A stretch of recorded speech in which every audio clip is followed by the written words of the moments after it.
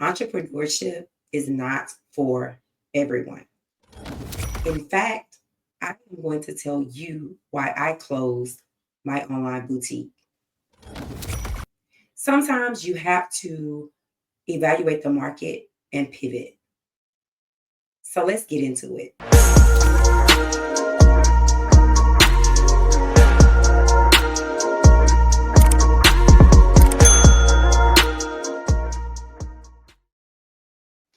Hey, it's me, Dr. Brooks. Welcome to my channel. If you are new here, I am a certified master life coach. And on this channel, we talk about where faith, family, and business collide. Today, I'm going to share with you my journey of closing my online boutique and opening a cosmetic brand. Sometimes in business, you have to learn how to pivot. And that's what we're going to talk about today. I am so excited to share my journey with you because you have to be able to evaluate the market and pivot. In business, it can be so unpredictable, and that is what I experienced. So, if you are not familiar with my story, let me just give you a little background. I started my online boutique in 2020. This was prior to COVID, and so everything was going well.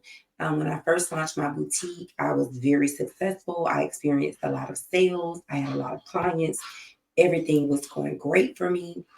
But as the years went on, what I noticed was when stores entered the market like Shein and Temu and Chick Me and all of those other online boutiques, it was hard for me to justify, you know, my prices.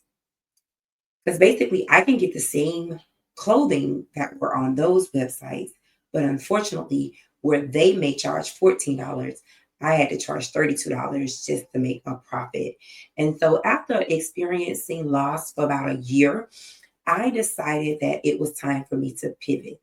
And I prayed about it, and I heard God tell me, don't close, pivot. And so then I began to pray and ask, what type of business should I go in? And I kept hearing lipsticks, cosmetics. And so I did research and then I was, working with labs, trying to figure out, which lab that I want to use in order to create my products. Because I know that I wanted to go with products that were vegan, products that were not tested on animals, and products that had longevity.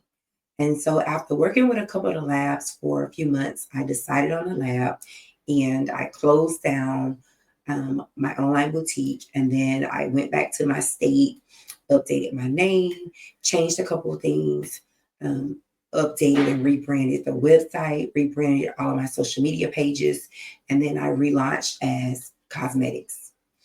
And what are some of the lessons that I learned from closing my boutique? The number one lesson is it's important to be adaptable in business.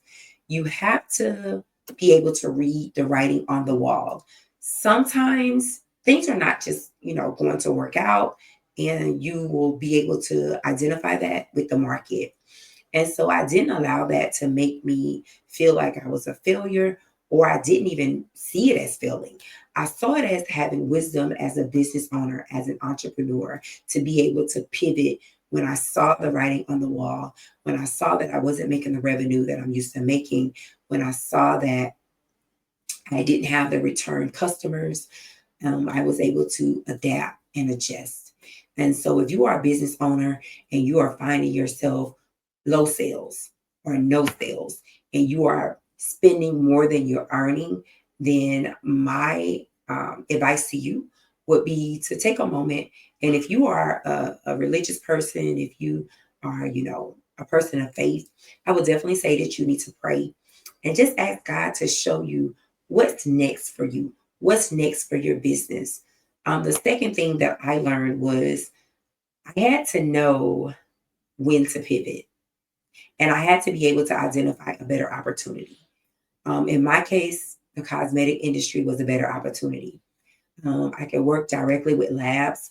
I can get the products for a lower cost, and I'm able to sell it for a lower cost. One of my lipsticks is a matte lipstick, and I also have lip glosses. I'm able to sell my lipstick for $11, and that's very um, competitive in this market. And so again, my lipstick is long lasting, it's vegan, and I'm just going to market my lipstick really, really hard in 2025, and I'm going to watch God work. The third lesson that I learned is you have to let go of business when the market no longer aligns with your vision. Your letting go could look different from my letting go. My letting go was a pivot. Your letting go could be closing. And whatever decision you make, you tried, you did well, and you will continue to do well. Sometimes we're so hard on ourselves, but I just want to encourage you to extend yourself grace. The steps that I took to transition, I researched the market, and I was able to see, okay, what are some of the competitors? What are some of the small cosmetic brands, and what are their prices? What are their price points? And based off that information, I was able to find a lab that worked for me.